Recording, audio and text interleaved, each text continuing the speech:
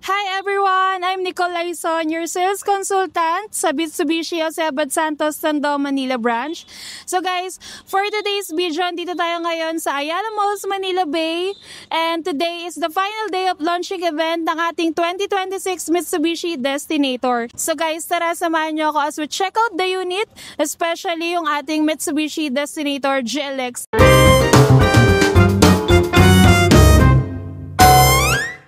Sa harap, kita agad ang signature dynamic shield design ng ating Destinator.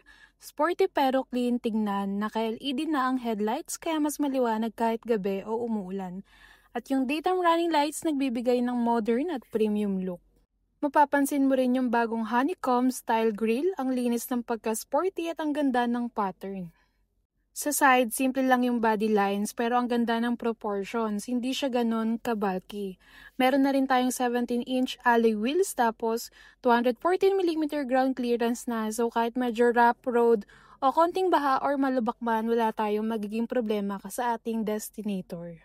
Body colored side mirrors with turn signals din, so dagdag visibility at mas cohesive yung itsura overall. Dito naman sa likod, LED tail lamps ulit na may clean light signature, may rear camera ka rin with sensors, so super helpful lalo na kung tight parking spaces yung madalas mong nadadaanan.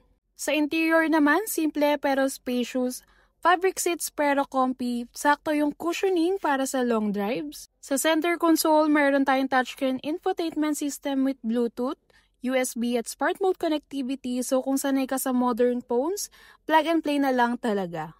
Yung steering wheel ay urethane pero maganda yung grip at may basic audio controls na rin. Analog gauges are straightforward, speed, RPM, fuel, plus maliit na multi-info display for the essentials. Sa likod, malawag yung legroom, kasya na yung 3 tao at meron kang rear AC vents or centralized airflow, pero depende pa rin sa variant, kaya hindi mainit at di rin magrereklamo yung mga nakaupo sa likod, especially on long trips. Under the hood, meron tayong 1.5-liter Mavic turbo engine paired with a CVT transmission. Guys, hindi ito pangkarerahan ha, pero para sa daily city driving, smooth, responsive enough at very fuel efficient. Yung suspension natin, tuned for comfort kaya hindi matagtag kahit may mga lubak kang madadaanan.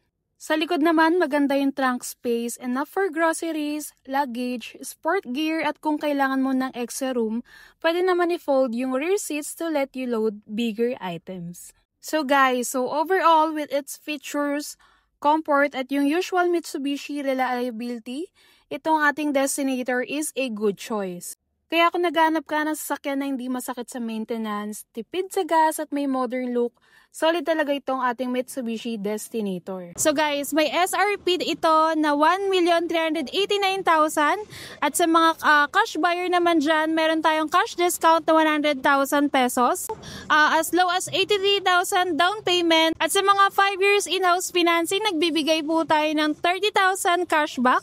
That's it guys, ang ating 2026 Mitsubishi Destinator in red metallic. So guys, for more updates, don't forget to like, share, and subscribe para updated kayo sa mga videos na ina-upload natin. For more inquiries, you can message me at my number 0945-725-8701.